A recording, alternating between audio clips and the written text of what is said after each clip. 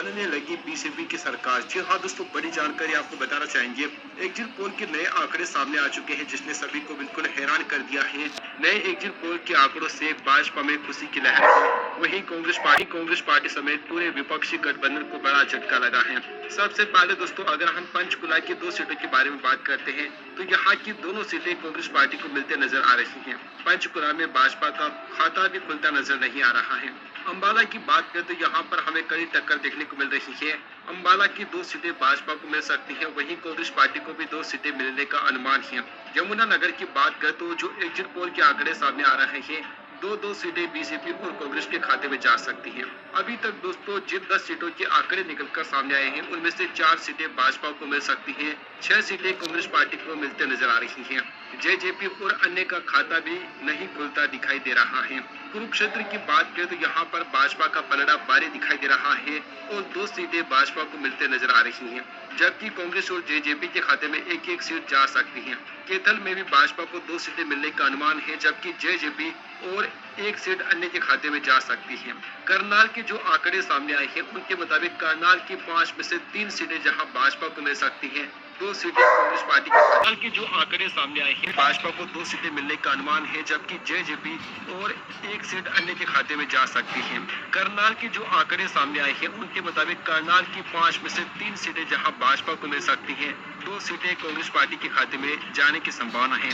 अभी तक जिन 23 सीटों के आंकड़े निकलकर सामने आए हैं उनमें भाजपा का कांग्रेस पार्टी के खाते में जाने की संभावना है। अभी तक जिन 23 सीटों के आंकड़े निकलकर सामने आए हैं उनमें भाजपा का पलड़ा भारी पड़ रहा है और भाजपा 11 सीटों पर जीत हासिल करते हुए दिखाई दे रही है। कांग्रेस पार्टी 9 सीटों पर जीत हासिल करती दिख रही है, जबकि जेजेपी के खाते में 2 और अन्य के खाते में 1 सीट जा रही है। पानीपत की 4 सीटों के जो आंकड़े सामने आए हैं उनके मुताबिक यहाँ पर हमें काफी जबरदस्त टक्कर देखने को मिल रही है। भाजपा और कांग्रेस में यहाँ का मुख्य मुकाबला है, जिनमें से 2-2 सीटें बीजेपी और कांग्रेस के खाते में जा सकती हैं। सोनीपत में भी हमें काफी जबरदस्त टक्कर देखने को मिल रही है। सोनीपत के जो आंकड़े सामने आ रहे हैं उनके मुताबिक यहाँ की 6 में से 3 सीटों पर भाजपा कब्जा कर सकती है और कांग्रेस पार्टी के खाते में भी 3 सीटें जा सकती हैं।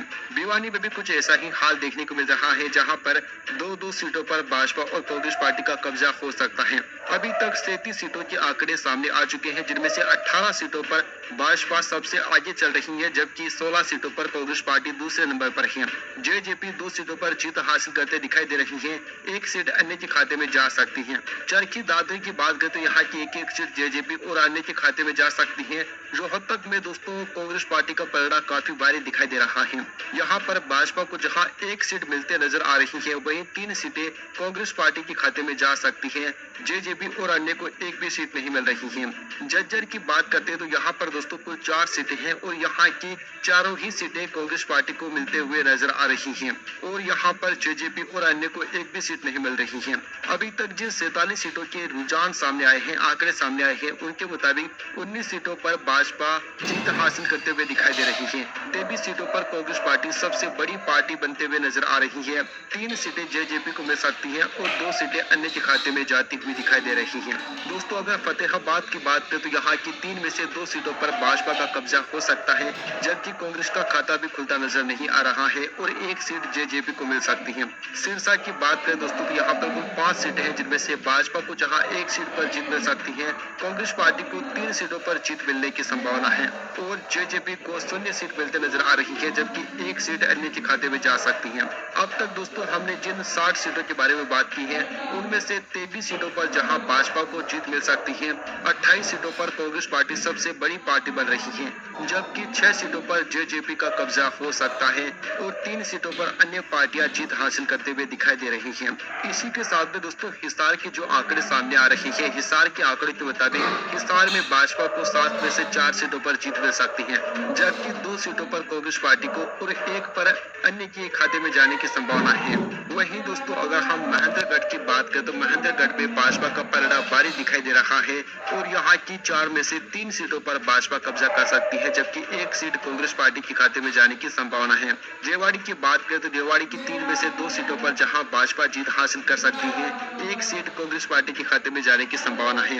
अभी तक दोस्तों जिन 74 सीटों के बारे में बात की है उनमें भाजपा और कांग्रेस पार्टी में काफी कड़ी टक्कर सामने आ रही है और जो आंकड़े सामने आए हैं उनके मुताबिक 32 सीटों पर भाजपा कब्जा कर सकती है। कांग्रेस पार्टी भी 32 सीटें हासिल करते हुए दिखाई दे रही है, जबकि जेजेपी को 7 सीटें मिल सकती हैं और 3 सीटें अन्य के खाते में जा सकती हैं। वहीं दोस्तों अगर हम बात करते हैं गुड़गांव के बारे में, तो यहाँ पर कुल 4 सीटें हैं, जिनमें से 2 सीटें जहाँ भाजपा को मिल सकती है, एक सीट पर कांग्रेस कब्जा जमाते हुए नजर आ रही है और जेजेपी के खाते में भी एक सीट जा सकती है। अभी चलिए दोस्तों वीडियो में आगे बढ़ते हैं और बात कर लेते हैं नोखा की 3 सीटों के बारे में। यहाँ की 2 सीटों पर भाजपा कब्जा कर सकती है, जबकि एक सीट कांग्रेस पार्टी के खाते में जाती हुई दिखाई दे रही है। पनवल की बात करते हैं तो यहाँ की 3 में से 2 सीटें जहाँ भाजपा को मिल सकती है, एक सीट कांग्रेस पार्टी के खाते में जाने की संभावना है।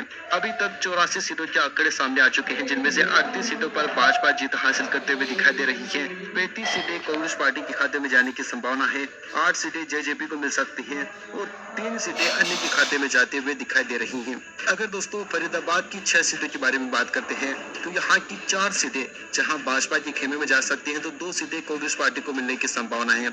अभी तक दोस्तों जिन 90 सीटों के रुझान सामने आए हैं उनमें 42 सीटों पर जहाँ भाजपा को जीत मिलते दिखाई दे रही है, 37 सीटों पर कांग्रेस पार्टी दूसरे नंबर की पार्टी रह सकती है, 8 सीटें जेजेपी को, जबकि 3 सीटों पर अन्य पार्टियां जीत हासिल करते हुए दिखाई दे रही हैं। और दोस्तों जो आंकड़े सामने आ रहे हैं उनमें हरियाणा में भाजपा अभी तक के रुझानों के मुताबिक सबसे आगे, सबसे बड़ी पार्टी बनते हुए दिखाई दे रही है। हालांकि दोस्तों भाजपा के पास भी बहुमत से 4 सीटें कम हैं। बहुमत का जादुई आंकड़ा 46 का है, जिसे ना तो भाजपा छुपाई है, ना कांग्रेस पार्टी छुपाई है, ना कोई और छुपाया है। इसी कारण दोस्तों भाजपा की ओर से तैयारी शुरू कर दी गई है कि अगर कुछ सीटें कम पड़ जाती हैं तो किस प्रकार से हम निर्दलीय को या फिर किसी छोटी पार्टी को हम अपने पास में ला सकते हैं। दोस्तों नायब सिंह सैनी ने आगे का प्लान भी बता दिया है। उन्होंने कहा है कि हमारे लिए कई विकल्प खुले हैं और हम सरकार बनाने जा रहे हैं। अब दोस्तों एग्जिट पोल में हालांकि बीजेपी को पूर्ण बहुमत तो नहीं मिल रहा है, लेकिन उन्होंने बताया है कि हरियाणा में बीजेपी की सरकार बन रही है और हम पूर्ण बहुमत भी हासिल कर लेंगे। नायब सैनी ने कहा कि हमें पूर्ण बहुमत मिल रहा है, हमारे पास सरकार बनाने की सारी व्यवस्थाएं हैं, अगर जरूरत पड़ी तो अन्य दलों के साथ बात कर सकते हैं। उन्होंने कहा कि INLD जेजेपी और निर्दलीयों के विकल्प पर विचार किया जा रहा है। दोस्तों आपको बताना चाहेंगे कि हरियाणा में साल 2005 से लेकर 2014 के बीच राज्य में कांग्रेस की सरकार थी और पिछले 10 साल से भाजपा सत्तारूढ़ है।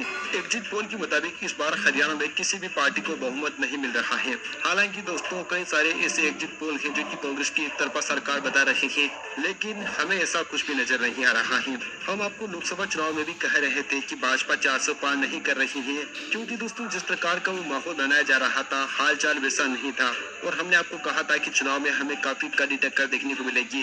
वैसा ही चुनाव इस बार हरियाणा में है।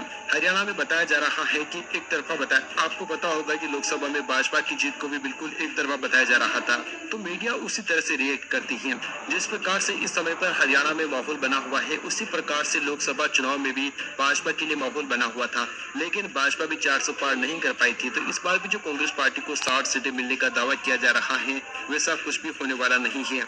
इस बार के हरियाणा के चुनाव में भी हमें काफी कड़ी टक्कर देखने को मिल रही है और किसी को भी आसानी से बहुमत मिलने नहीं जा रहा है। सबसे बड़ी भूमिका जेजेपी की और निर्दलीयों की हो सकती है, क्योंकि ये बड़े गेम चेंजर साबित होने वाले हैं। ये जिस भी साइड में जाएंगे सत्ता उसी की होने वाली है। दोस्तों अगर हम साल 2019 के नतीजे की बात करें तो 2019 में जहां बीजेपी ने 40 सीटें हासिल की थी, कांग्रेस पार्टी को 31 सीटें मिली थी, वह जेजेपी ने 10 सीटों पर जीत हासिल की थी। तो इस बार दोस्तों भाजपा की भी कुछ सीटें बढ़ रही है, कांग्रेस पार्टी की भी कुछ सीटें बढ़ रही है। हालांकि दोस्तों निर्दलीय और जेजेपी की जो सीटें है ना, उसमें हमें गिरावट देखने को मिल रही है। हालांकि अभी भी सत्ता की चाबी जेजेपी के पास ही मिलते हुए नजर आ रही है कि किंग मेकर के रूप में जेजेपी एक बार फिर से सामने आ सकती है।